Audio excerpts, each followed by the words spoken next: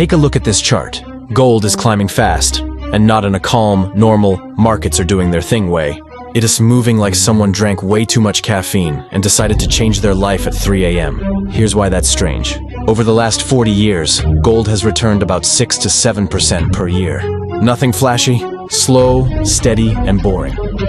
But over the past 5 years, gold has been returning close to 20% a year. That's not normal behavior for an asset that's supposed to be quiet and predictable. So something unusual is going on. Either the world isn't functioning normally, or people care way more about shiny rocks than I thought. Either way, gold is likely hitting another all-time high right now. And it gets stranger. No one can agree on why this is happening. Traders don't agree. Economists don't agree. Analysts don't agree.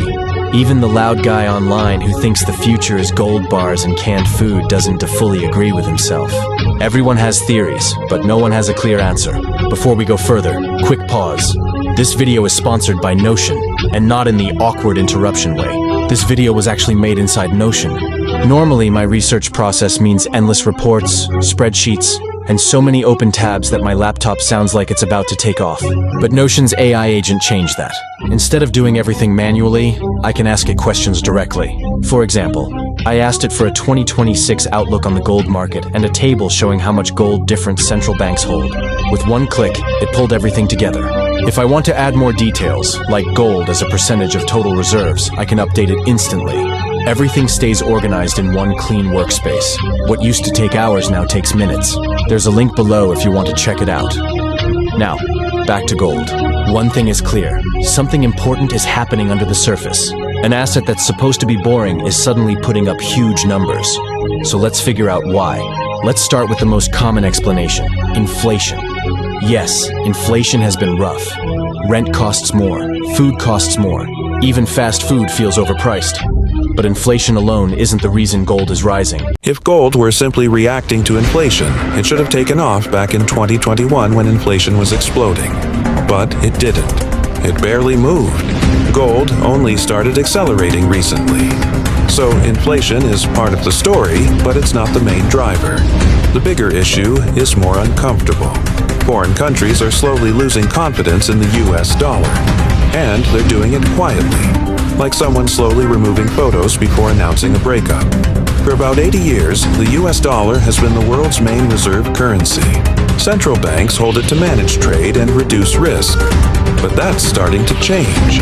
They're not dumping the dollar all at once. That would cause panic. Instead, they're diversifying, slowly and carefully. 20 years ago, over 70% of global reserves were held in dollars. Today, that number is closer to 58%. That drop may sound small, but on a global scale it represents trillions of dollars. And where's that money going? Not into the euro, not the yen, not the pound. It's going into gold. Gold is the backup plan, the insurance policy, the asset you move into when trust starts to weaken but you don't want to make a scene. Central banks have been buying gold at record levels. For 3 years in a row, they've purchased over 1,000 tons per year, more than double their historical average. In 2024, gold buying hit the highest level ever recorded, and it doesn't look like it's stopping. Over 40% of central banks say they plan to buy more gold over the next decade. Nearly all of them expect gold holdings to rise in the near term. This isn't a trend, it's anxiety at an institutional level. They're worried about US debt, long-term inflation, and relying too heavily on one financial system. Gold is where they go when confidence fades, but without starting a fight. To be clear, the dollar isn't collapsing overnight. It's still deeply embedded in the global system. The dollar is dead crowd online usually exaggerates. The dollar is still dominant. But we are seeing a shift from total trust to cautious trust. And that matters because gold doesn't rise when people feel confident. When things feel stable, gold is boring.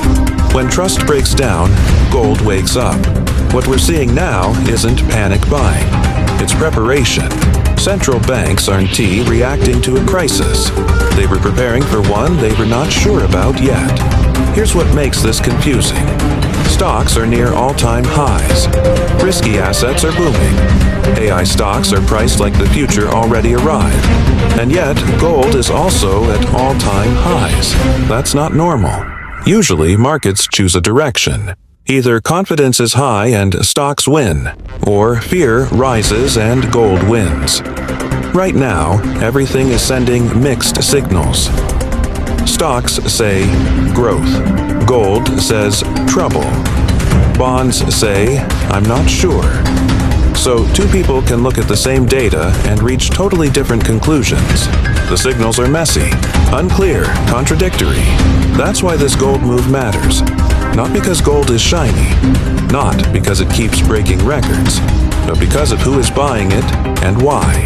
The most powerful players in global finance are quietly repositioning, and most people aren't paying attention.